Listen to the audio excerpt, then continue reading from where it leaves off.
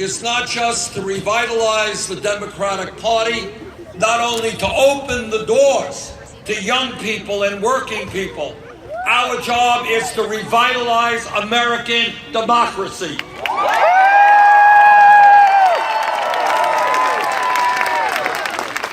Today in America, not only do we have a corrupt campaign finance system where billionaires are buying elections, we also have a political system which in many respects makes it hard for people to participate.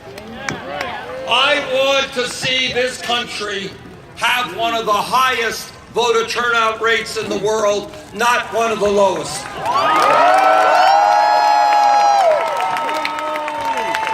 And that is why, in my view, the Democratic Party has got to be very clear. We need automatic voter registration. All over this country, we've got Republican governors trying to make it harder for people to vote. Our job is make it easier. Bring more people into the system. And that means if you are 18 years of age in this country, you are registered to vote. End of discussion.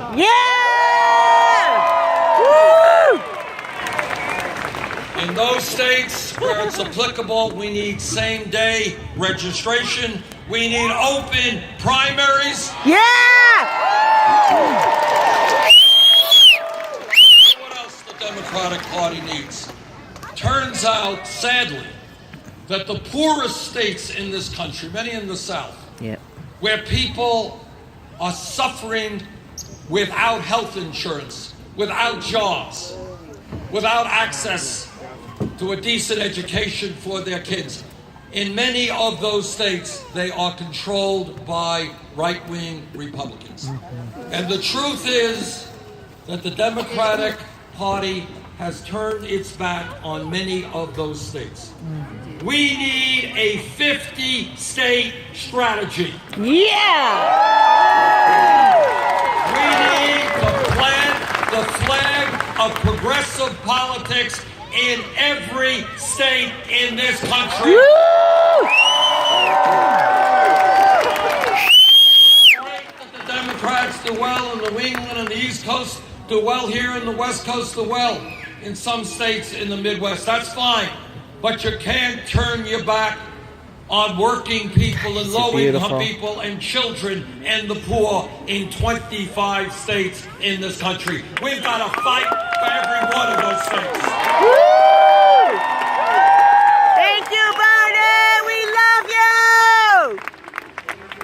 you! Now, the reason that our campaign is doing as well as it is because we are doing something quite unusual in American politics. We are telling the truth. Foxy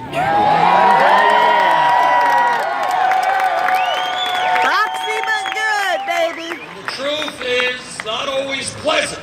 It's not always something you want to hear in your personal lives or in the political life of the country. But unless we deal with the hard realities facing this country and face up to them, we're going to go nowhere in a hurry. So here's the truth.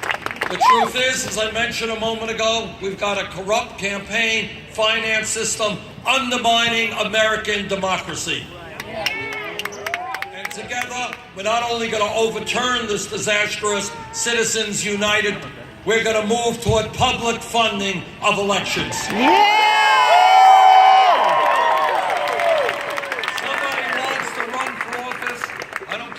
Progressive, conservative, moderate. You should not have to beg millionaires for campaign contributions. Right on.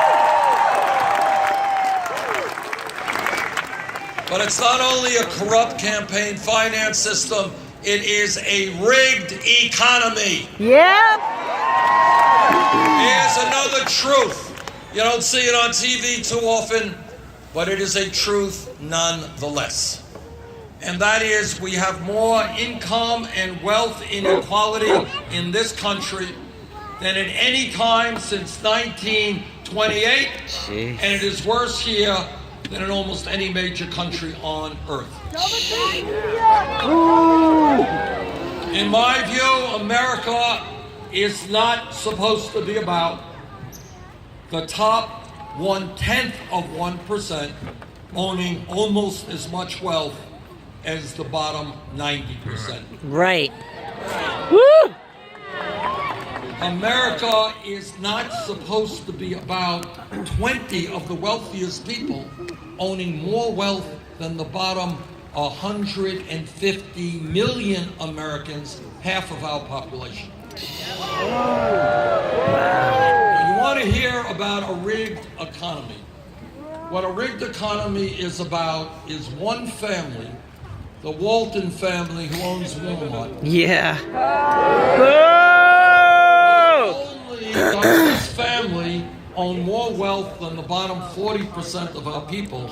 This family pays their employees wages that are so low that many of those workers are forced to go on food stamps or Medicaid.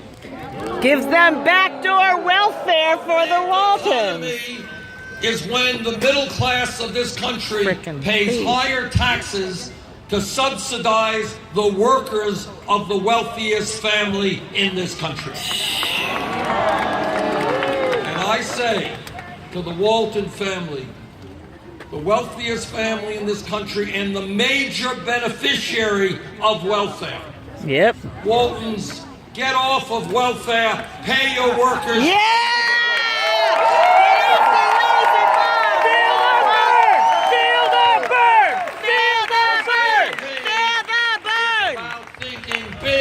Not small.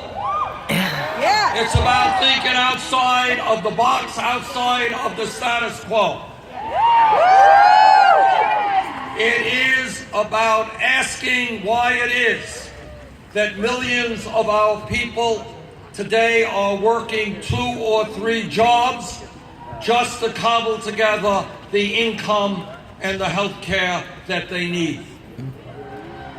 It is about asking why mom is working, dad is working, and the kids are working, and yet together they're bringing in less disposable income today than a family did with a one breadwinner 40 years ago.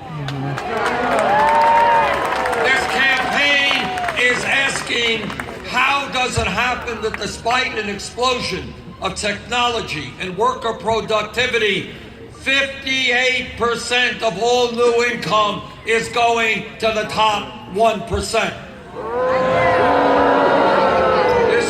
This campaign is asking, how does it happen that despite a proliferation of millionaires and billionaires, we have 47 million people in this country living in poverty?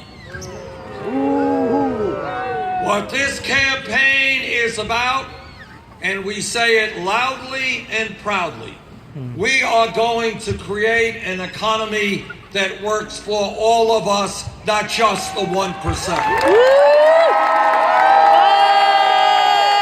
yeah. What does that mean? It means that when every psychologist in the world who studies the issue tells us that the most important years of human development are 0 through 4, we are going to have a high-quality child care pre-K system for our young.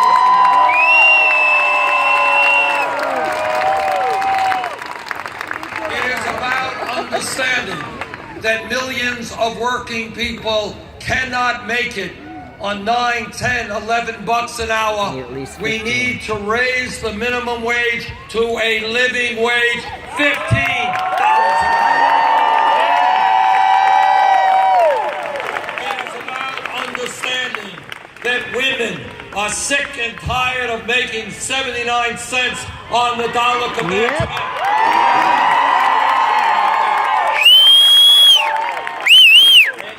I know every man here will stand with the women in the fight for pay equity.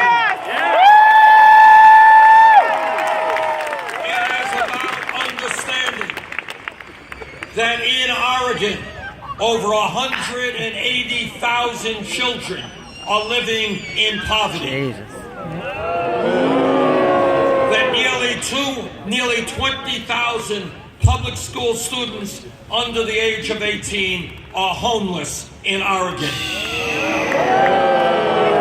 And that a quarter of the children in this great state live in households without adequate access to food. What this campaign is changing our national priorities.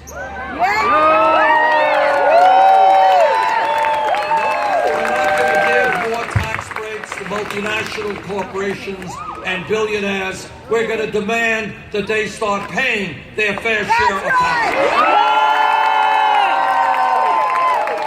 What this campaign is about is understanding that our disastrous trade policies over the last 30, 40 years have cost us millions of decent paying jobs. NAFTA, CAFTA, permanent normal trade relations with China.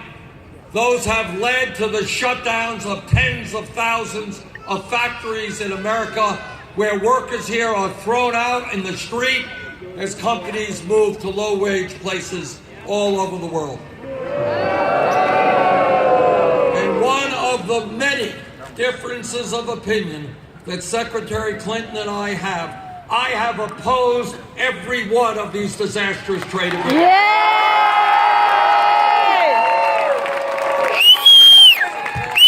Almost every one of these agreements. If corporations want us to purchase the products that they make, the time is long overdue for them to start manufacturing those products here in Oregon, in Vermont, and all over the state.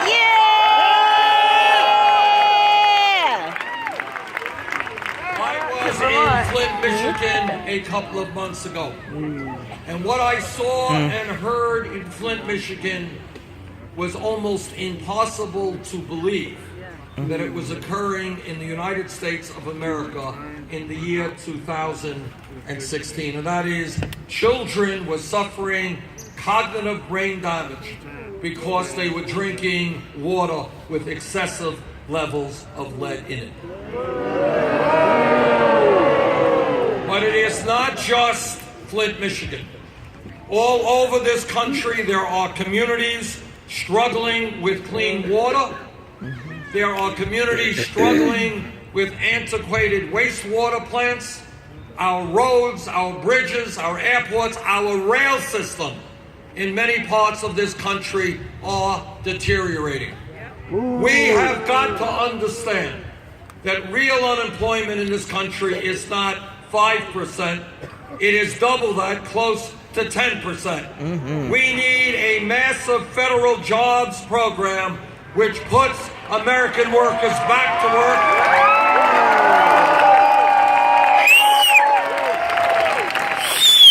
And the way we do that most quickly is by rebuilding our crumbling infrastructure. Think outside of the box. Ask yourselves why we have more people in America in jail than any other country on earth. Democracy. Think about why so many people's lives are rotting away in jail cells all over America. And Racism and a poor economy. One of the reasons for that is that we have youth unemployment rates of 40, 50, 60% in communities throughout this country. Now, I have a very simple idea, and that is that maybe, just maybe, we should be investing in our young people in jobs and education.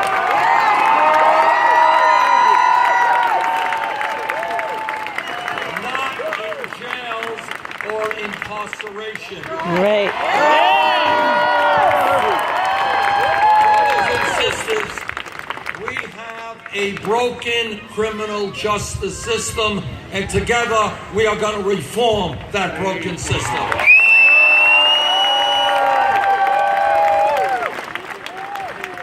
I was a mayor in Burlington, Vermont for 8 years. Got to know a lot of the police officers, worked with police officers all over this country. Vast majority of police officers are honest, hard-working people trying to do a very difficult job.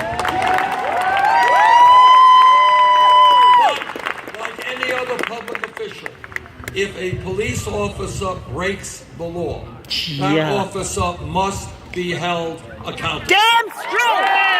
Damn straight!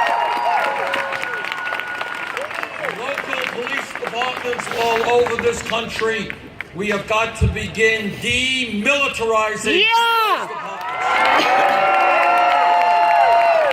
Yes, man. They should not be looking like occupying armies. Right. Police departments have got to be part of the communities they serve. Yeah. We have got to make local police departments reflect the diversity of the communities they serve. Yes. We have got to end corporate ownership of jails and detention centers. Yes. Woo! Go Bernie! Reverse incentive to get more people in jail. We want fewer people in jail. Woo! Our police culture has got to understand that lethal force is the last response, not the first response. Right on! We have got to rethink the so-called war on drugs. Yeah! Turns out that for the last 30 years, millions of Americans have received police records for possession of marijuana. And this is serious business. Because if you're a kid going out looking for a job and your potential employer asks you, have you ever been arrested? Well, yes, sir, I have. You may not get that job when you really need that job. Right now, today, under the Federal Controlled Substance Act, marijuana is listed as a Schedule I drug right next to heroin. And that is why I have introduced legislation to take marijuana out of the federal